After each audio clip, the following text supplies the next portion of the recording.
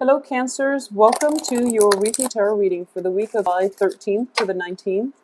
I'm actually using a different spread this time. I will be drawing 4 cards, and it will address your first house, which is going to be the aura or the energy you project out into the world, how others perceive you, etc. The second card deals with the 4th house, which is classically is related to the family, and it's also related to the mother, the home, the physical environment of the home. But in this situation, I will also be addressing, the what you need essentially to bring you back to like that sense of emotional fulfillment and emotional like nurturance. The third card deals with your 7th house, which is related to partnerships in terms of romance or in business. And the 10th house is historically is linked up with the career track. But since we are doing a very brief weekly spread, I am going to use instead, financial windfall or your financial situation as well as your work environment. So it's kind of like a combination of the 6th house and the 10th house, but for consistency, I'm going to use the 10th house. All right, so first card. Okay. Well, I'm just going to use those 4 that popped out. So let's see here.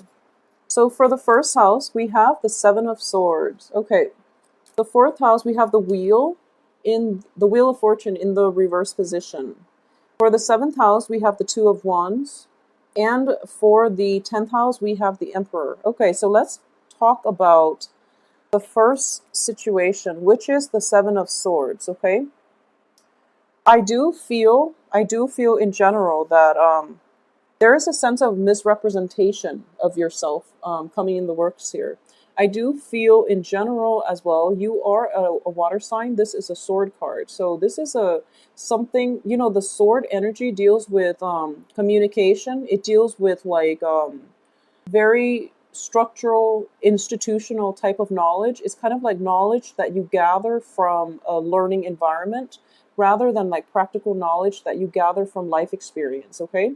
So because you're a water sign and you're represented by the sword here, when people see you for this week, they're going to see somebody who's very verbose, and they're going to see somebody who is just talkative, who is a little bit of a teacher, but in this card is not altogether positive. So it's sort of like they feel that you're a certain way, but you're kind of like masking your intentions behind like very nice flowery words, very like you put on a very intellectual demeanor in order to project yourself in a way that I don't feel is entirely authentic.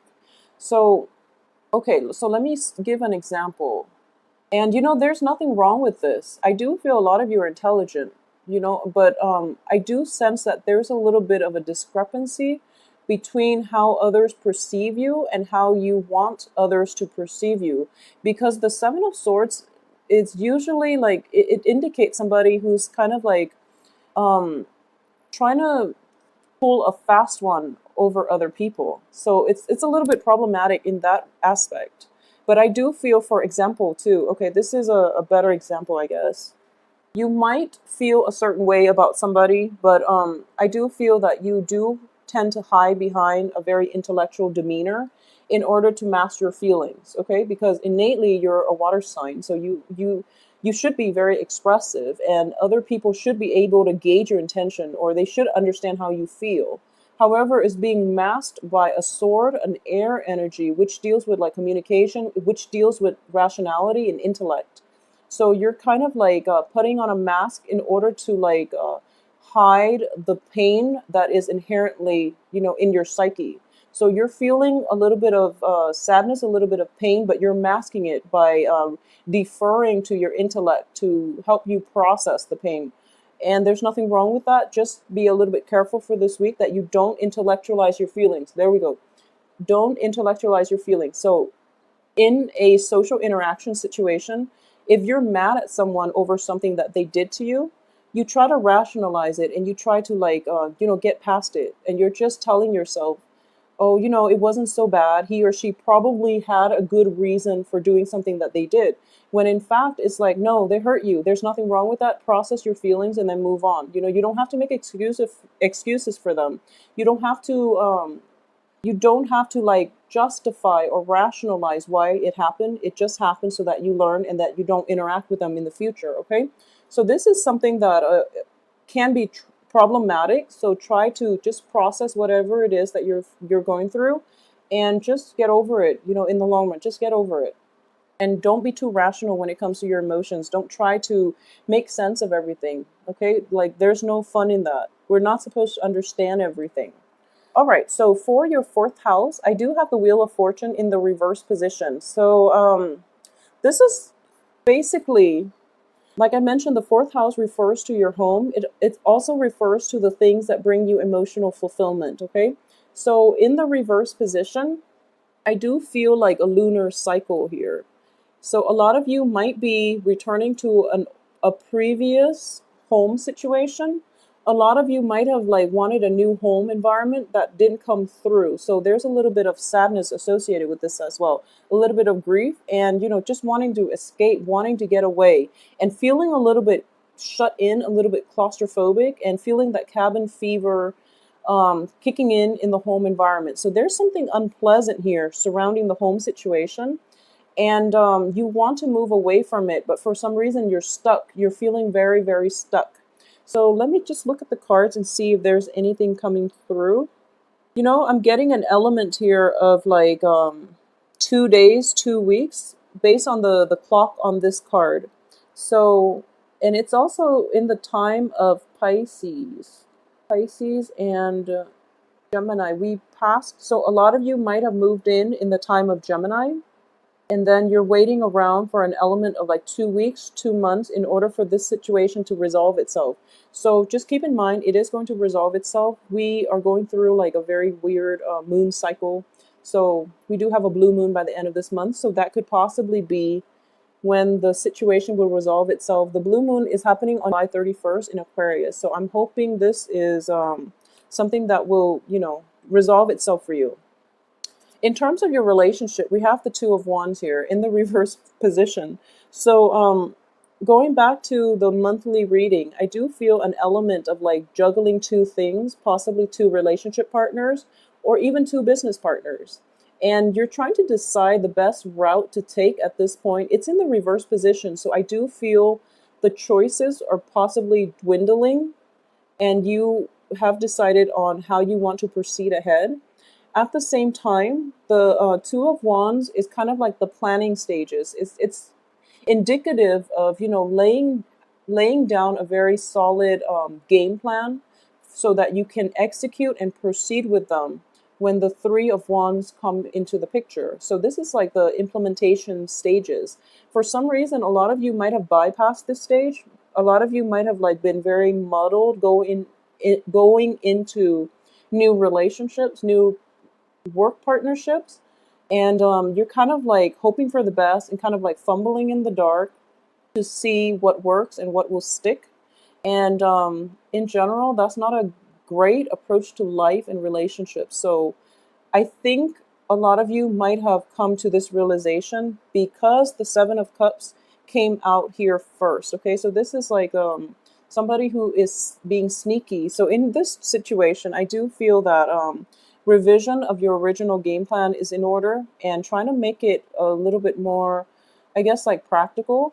Yeah, a little bit more practical. So don't be overruled by your heart. Okay, so this also makes sense here. Underneath the Seven of Swords, what I do feel is that you're coming into contact with somebody who might have hurt you, and you're putting on a brave face and you're trying to like not show your feelings. You're not trying, you don't really want them to know how you feel deep down. So there's that element of like hiding behind a mask. Okay, and there's nothing wrong with that. We all have to do it, and that's how we cope.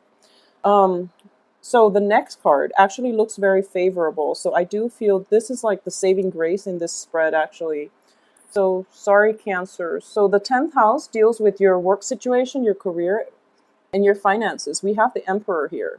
So there is an element of great great success, financial success, recognition, and even like reclaiming your territory. So a lot of you might have like taken on a lot of new clients, or a lot of clients from other contractors, for example, have just flooded your way, and you're sitting in a good place right now. You're in a comfortable spot. You are kind of like expanding your domain, and you are trying to like take on additional clients. So you're expanding your business, potentially you're taking on more clients.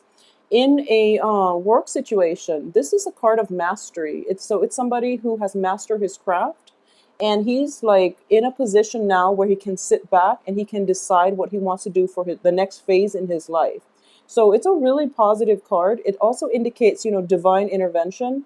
A lot of you might have a very strong, it's a masculine card. So I would say a lot of you might be working under a very, very strong influential figure, or there is a very strong influential figure that is coming into your work environment. It could be temporarily for this week, who is very charismatic and who's giving you a lot of pointers into how you can succeed in the work environment or in the field of work that you're in. So it looks really, really favorable. I mean, like the Pentacles card are not showing up in the work environment, but I do feel when the Emperor is in your 10th house, you're going to get a lot of help. You're going to get a lot of recognition. And this is basically, you have to push through it in order to see very rapid results in the future. So it's coming in very soon. A lot of success, a lot of satisfaction on the work front. And it's at this point, you're competent enough where you feel like you don't need another supervisor. You don't need somebody, watching over you to make sure you're doing the right job. You're coming into your own, and you are getting the lay of the land, and your work environment is going to be smooth sailing from now on. So very, very favorable card. It's good for like having, handling like really expensive or really successful, it's just successful workflow, but also like being in high demand in your work environment if you're in a consultancy or like a project based type of work situation. Okay, so Cancers, don't worry too much. I do feel that maybe because the 10th house is, the Emperor's in the 10th house. That's why you're kind of like going out of your way to show somebody that you're very intelligent, that you're very capable. So that makes sense. You're trying to like impress somebody, and it might be somebody in your work situation. So that makes perfect sense. So let me know how this plays out and how well you like the new spread. I'm going to continue using this mainly because it saves time, and I actually like this format. So I hope you have a good weekend. I'll see you next week.